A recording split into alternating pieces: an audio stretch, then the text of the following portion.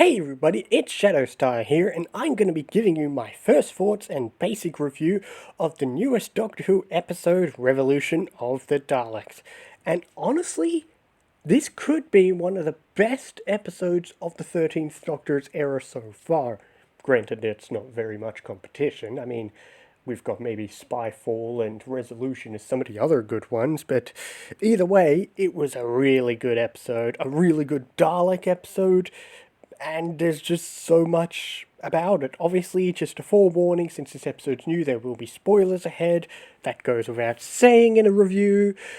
But anyway, this episode continues a tradition that a lot of new Doctor Who episodes like to do, is when we come back from a break, they like to start off with they like to start off not showing the Doctor. They like to show off people on Earth. And honestly, although it seems kind of obvious looking back, I don't know why I didn't even expect, my brain didn't even expect it to really link up with Resolution, but it did straight away. It continues on by using remnants of the Dalek from Resolution, which honestly, that was great. We straight away get to see that. We straight away get to see the character Jack Robinson, who was kind of just annoying or bare the first time we saw him in Arachnids. But he, honestly, I was enjoying his character so much more. I feel like they managed to use him a lot more comedically in this episode. They keep doing that flip-flop betrayal thing where he's just trying to find a side or trying to find a way to get in charge. The only thing I didn't expect was, well, not didn't expect, the only thing I found odd was, I did think the end when he keeps betraying the Daleks, I honestly thought the Daleks would have shot him. I don't know why. I did find it was kind of crazy the way he just runs off onto the bridge and starts talking with the Daleks and negotiating with him. But for a while, it works, and that's what was hilarious. Honestly, I wasn't expecting to enjoy having this character back, but I'm glad he was back. But yeah, I'm glad he was back, but obviously we've got other characters who are back. We'll talk about a different Jack in a moment, but the one thing I was a bit let down by was how long the Doctor was in prison. I mean, in the episode. I expected her to stay in prison a bit longer in the episode, and I assumed maybe it would be something a bit like the Christmas Invasion, where the Doctor's out of it for a while and we have to manage without her. Especially since that's kind of what the trailers seemed to imply, whereas the Doctor joins up with everyone very quickly. Not that I'm disappointed, because we do have, first off, there's a lot of references and cameos. First off, when she's in prison, we get references like the Silence, the Weeping Angels, there's an Ood, a Pating, everyone gets to have a quick cameo. But obviously, there's a lot of references. With Jack here, he makes a lot of references. He makes references to the Beauchene Peninsula, to Rose, to Gwen Cooper, which outside of Stolen Earth is the only time Gwen Cooper's had a mention in Doctor Who. There's just, there was a lot of references jam-packed into the episode. So, again, another great point. You're sure you might call it cheap fan service, but it was still enjoyable. It keeps us happy. But then but we have to talk about Jack. He shows up, you're always, throughout the first part of the episode, you're thinking, alright, when's he going to show up? Because if you've seen the trailers, you knew he was coming. Furthermore, John Barrowman was in the opening credits, which I'm kind of half and half on. I mean, it's good that he's in the credits. The only downside is if, say, you're a reaction channel and you didn't see the trailers, well, whoops, now there goes his name. Usually I prefer when they try to keep the guest star a secret, but oh well, that's their own problem. But either way, still glad, who wouldn't be disappointed? You might call, I know some people have called it out and said, oh, Jack's just there to get the ratings, and maybe, but it works. There's going to be plenty of people who apparently are tuning in for this episode just to see Jack, and you won't be disappointed. He's in it a large amount. And honestly, he behaves just like Jack. Well, behaves just like Doctor Who Jack, not Torchwood Jack, although there's some good references. And of course, Chris Chibnall had a big role in Torchwood, so to anyone thinking that he wouldn't write Jack correctly, there's no way. Of course, he's had plenty of history with Torchwood, so Chris Chibnall knew how to write. Chris Chibnall knows how to write Jack Harkness. The only odd thing I'm a bit disappointed by is we bring up the fact that Jack's immortal, but not once throughout the episode does Jack get killed. Whereas in series 3 and 4, they made sure to use that at least a handful of times. So, yeah, I was expecting him to get killed at least once or twice, especially at the end where they're going to blow up the ship, and I thought maybe he'll die and have to be brought back. Maybe something will happen, because going into this episode, we also knew it was the final episode for.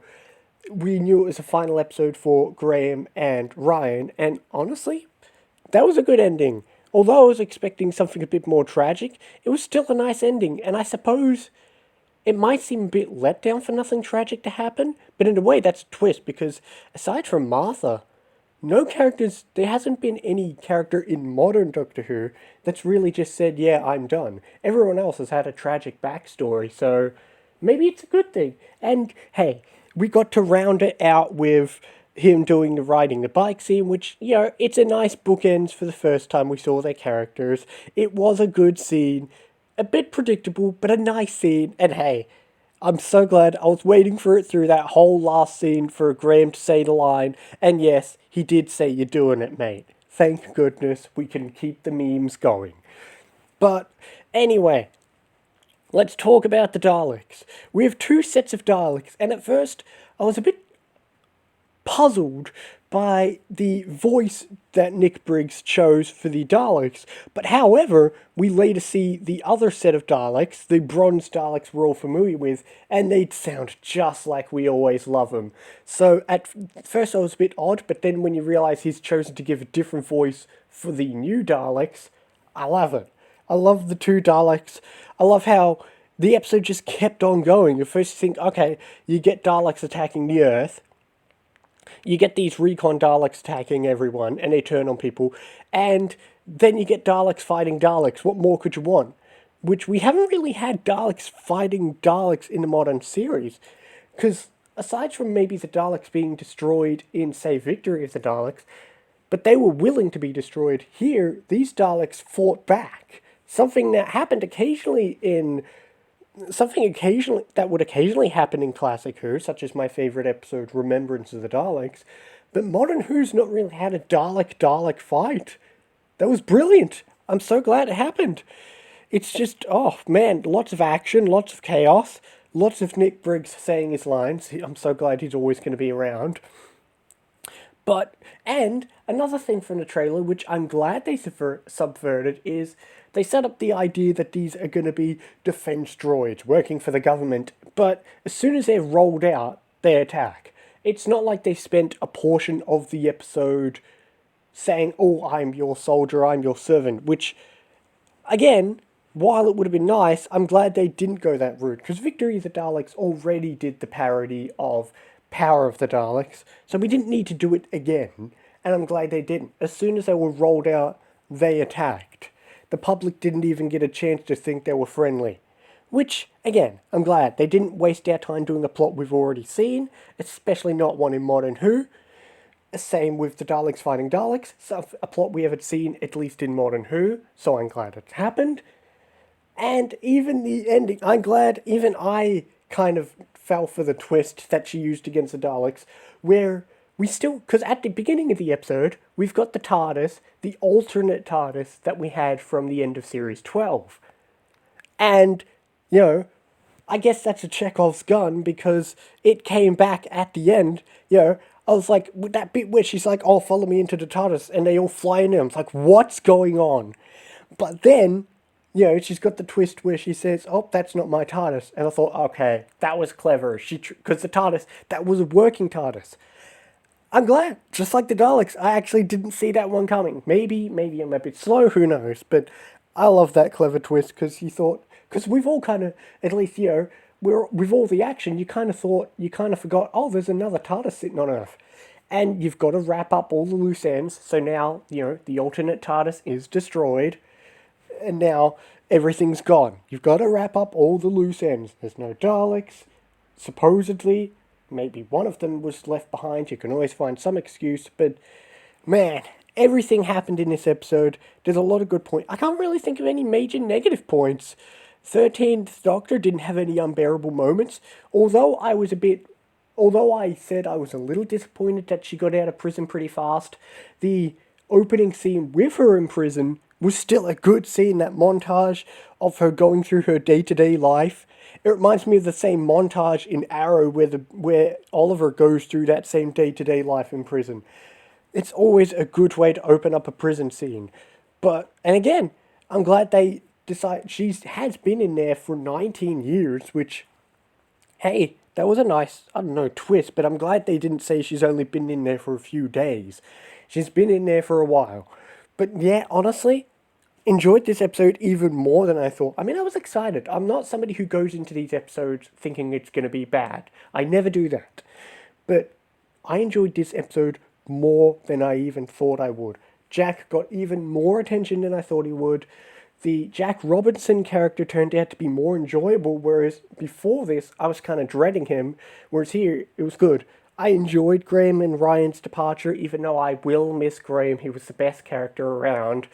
It's disappointing that he's gone, but it was a good send-off. Honestly, the 13th Doctor didn't have any irritating moments. I wish she would stop saying fam so much, but what are you going to do?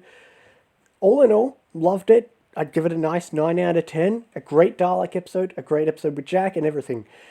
Interesting note was there is a teaser that was released just after the episode. I don't know whether it was released in the episode, because the version I watched didn't have it, but straight away on YouTube I checked. It's just a quick teaser using a quick shots they've already got from Series 13 of a new companion by an actor I've never heard of, but I'm sure so many people have. But either way, it's nice to at least have some trailer. They didn't give us a release date, but that's to be expected because they're still filming. They don't know when they'll finish, especially with everything that's going on. But either way. Anyway, I'm rambling at high speed. This was, honestly, a good New Year's episode. It'll be a long time before we see another one, but I thought it was nice to share my thoughts. Anyway, I will see you next time for more Doctor Who and other things as well. See you next time, guys. Here's a question to end the episode on. Where did the Doctor get her outfit? Does she have a spare copy of it? Remember, in Series 12, she was sent to prison in her usual jacket and rainbow stripe outfit, as always. Then, when we see her in prison in this episode, she's in prison uniform. Presumably, they took her usual jacket away from her. So, when Jack finds her, they run, they escape, they get to the TARDIS, still wearing a prison uniform. But, when they go to Ryan and Graham's house, and in the TARDIS, she's now wearing her usual jacket and outfit, but the prison presumably has it. Where did she get it? Does she have a spare one? Just an odd question to leave you wondering on.